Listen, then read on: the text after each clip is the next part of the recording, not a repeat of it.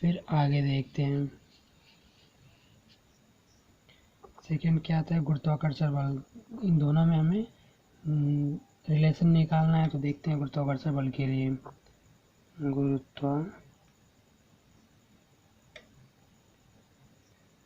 गुरुत्वाकर्षण बल, गुरुत्वाकर्षण बल ये हमारा वैद्युत बल के लिए निकल गया। अब आगे देखते हैं गुरुत्वाकर्षण बल के लिए। तो यदि दोनों इलेक्ट्रॉनों के बीच गुरुत्वाकर्षण बल Fg है, यानी कि जो दोनों इलेक्ट्रॉन हैं जिनका दोनों मास m है, दोनों इलेक्ट्रॉन उनके उनके बीच जो गुरुत्वाकर्षण बल वो Fg है। लिखते हैं इसे, यदि दोनों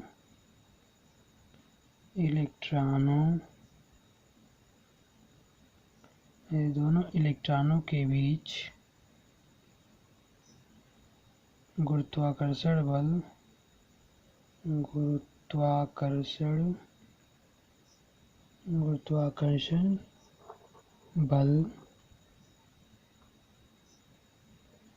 Fg है, तो Fg इज इक्वल टू हो जाएगा Gm1 into M2 upon R²। तो इसमें जो वैल्यू होता है इसका, वो वैल्यू हम रख देते हैं। तो Fg इज इक्वल टू हो जाएगा, G का मान होता है 6.67 इंटू 10⁻⁻11 इंटू जो उन पे मास है वो 9.11 इंटू 10⁻31 और इंटू M2 का भी उतना ही हो जाएगा 9.11 इंटू 10⁻31 अपॉन में R, जो उनके बीच की दूरी है वो R हो जाएगा। तो Fg बराबर 6.67 into 10⁻11 into 9.11 into 10⁻31 into M2 का भी उतना ही हो जाएगा 9.1 इंटू 10⁻31। फिर Fg इज इक्वल टू हो जाएगा 6.67 इंटू 9.1 इंटू 9.1 इंटू 10⁻, जब इसको हम जोड़ देंगे तो ये माइनस माइनस माइनस है, तो ये एक दूसरे में जुड़ जाएगा, तो 73 हो जाएगा अपॉन में R²। फिर आगे देखते हैं क्या करते हैं। ये है हमारा समीकरण नंबर 2 हो जाएगा। तो इक्वेशन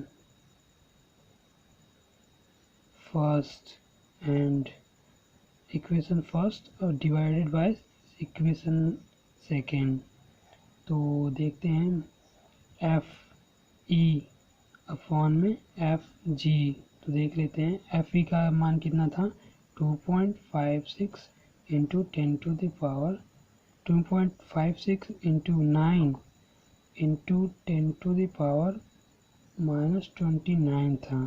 फिर अपॉन में Fg का मान कितना है, ये है 6.67 इंटू 9.1 इंटू 9.1 इंटू 10⁻73 और जो ये R² है वो तो आपस में कट जाएगा।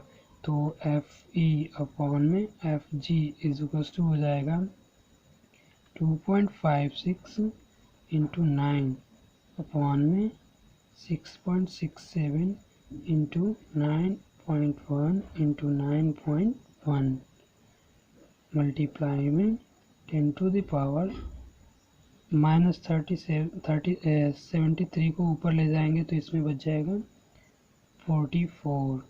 तो आगे देखते हैं Fe is equal to Fg। तो Fe upon Fg is equal to हो जाएगा 2। क्या करेंगे, इस पॉइंट को हम इधर ले जाएंगे, 225.6 इंटू 9 अपॉन में 6.67 इंटू 9.1 इंटू 9.1 जो इनका मल्टीप्लाई है वो 10⁻⁴ 44 था तो एक पॉइंट हम इधर ले गए तो 43 हो जाएगा। तो एफ ई अपॉन में एफ जी, तो एफ ई अपॉन एफ जी समानुपाती यानी कि बराबर ही होगा 10⁻43 के, यानी कि इसको हम काउंट नहीं करेंगे, इसको हम ले लेंगे, इसको हम ले लेंगे। तो एफ ई अपॉन एफ जी बराबर या समानुपाती 10⁻43, तो इधर हम मल्टीप्लाई करेंगे तो F E is equals to हो जाएगा एफ जी 10⁻43, यानी कि वैद्युत बल यदि अकेला रहेगा तो जो गुरुत्वाकर्षण बल रहेगा वो उसके ठीक 10⁻43 गुना रहेगा। तो कुछ पॉइंट्स हैं उनको हम देख लेते हैं। किसी परमाणु के नाभिक में 3 बल कार्य करते हैं, वो कौन से बल हैं? वैद्युत बल, गुरुत्वाकर्षण बल, नाभिकीय बल। तो लिख लेते हैं किसी परमाणु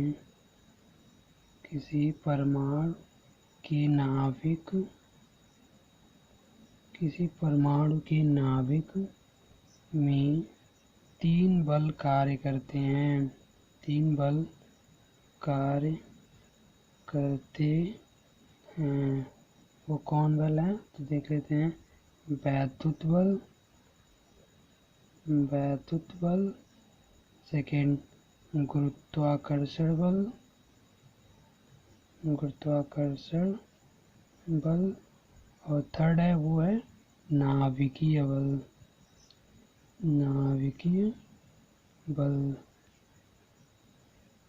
तो सेकेंड पॉइंट है जो समस्त ब्रह्मांड में सबसे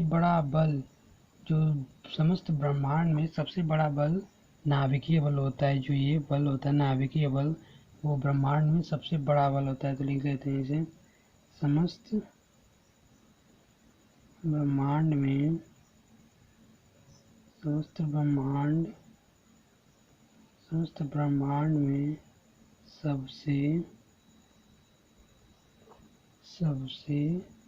बड़ा बल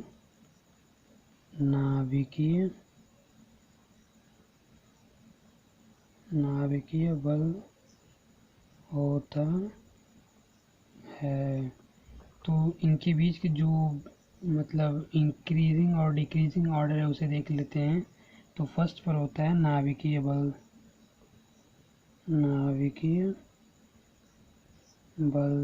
समस्त ब्रह्मांड में जो सबसे बड़ा बल होता है वो पहले होता है नाभिकीय बल, फिर होता है वैद्युत बल, फिर होता है चुंबकीय बल, और फिर होता है गुरुत्वाकर्षण